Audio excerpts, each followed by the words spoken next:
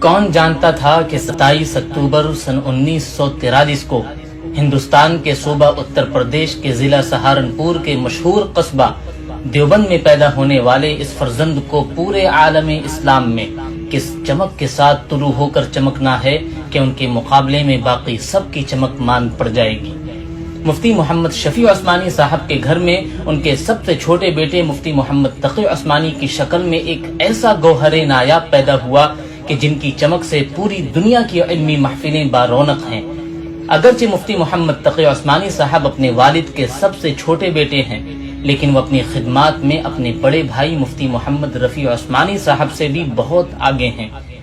اگر حقیقت حال کو مد نظر رکھا جائے تو موجودہ دور میں اہل حق میں ان کی ٹکر کی کوئی دوسری علمی شخصیت پاکستان میں تو کیا پوری دنیا میں دیکھنے کو نہیں ملتی۔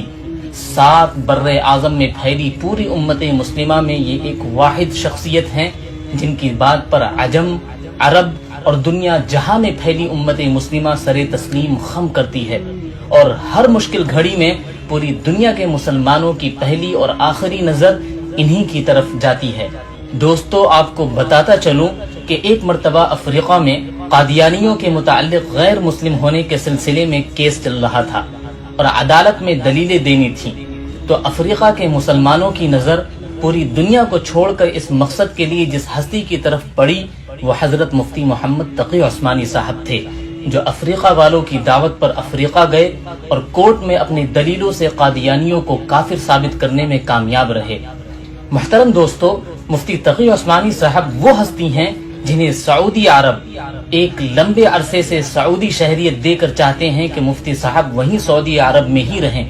لیکن یہ درویش اپنی مٹی سے محبت کا قرض چکانے کے لیے حرمین شریفین کا پڑوس چھوڑے ہوئے ہیں، جنہیں ان کے ملک کے حاکموں نے بھلے ہی ملک کا سب سے بڑا ایوارڈ نہ دیا ہو، مگر دنیا کے بڑے بڑے بادشاہوں نے ان کی دینی خدمات کے اعتراف میں انہیں اپنے ملک کا سب سے بڑا ایوارڈ دیا ہے۔ محترم دوستو، آپ کو جان کر یہ حیرانی ہوگی کہ صرف اسلامی دنیا کے حکمران ہی نہیں بلکہ انگلینڈ کے سابقہ وزیر اعظم ڈیوڈ کیمرون سے شمالی امریکہ کے حاکموں تک مفتی تقی عثمانی صاحب سے وقت لے کر اسلام کے نظام معیشت یعنی اکانومی سسٹم پر مشورہ لیتے ہیں۔ دنیا کی نامور اور مشہور یونیورسٹیز سے لے کر ورلڈ اکنامک فورم جیسے عالمی فورمز پر اکانومی کے موضوع پر تقریر کرنے کے لیے مفتی تقی عثمانی صاحب کو مہمان خصوصی کے طور پر بلایا جاتا ہے۔ 150 سے زائد عربی، اردو، فارسی اور انگریزی زبانوں کا علمی خزانہ امت مسلمہ کے لیے لکھ کر ہدیہ کر چکے ہیں، اور یہ کوئی صرف 150 کتابیں ہی نہیں بلکہ ایک کتاب کی کئی جلدیں ہیں، اور ہر جلد میں ہزاروں صفحات ہیں۔ پاکستان کی ایک بڑی عدالت سپریم کورٹ میں 20-25 سال چیف جسٹس بھی رہ چکے ہیں۔ یہ ایک واحد ایسے مصنف ہیں جنہوں نے آسان ترجمہ قرآن کو زمین کی بجائے دنیا بھر میں سفر کے دوران جہاز پر لکھا اور یوں ایک نیا ریکارڈ بھی قائم کر دیا۔ محترم دوستو، مفتی تقی عثمانی صاحب وہ پہلے عالم دین ہیں جنہیں عربی زبان پر اپنی مادری زبان جتنی مہارت حاصل ہے اور انگریزی میں بھی بہترین مہارت حاصل ہے۔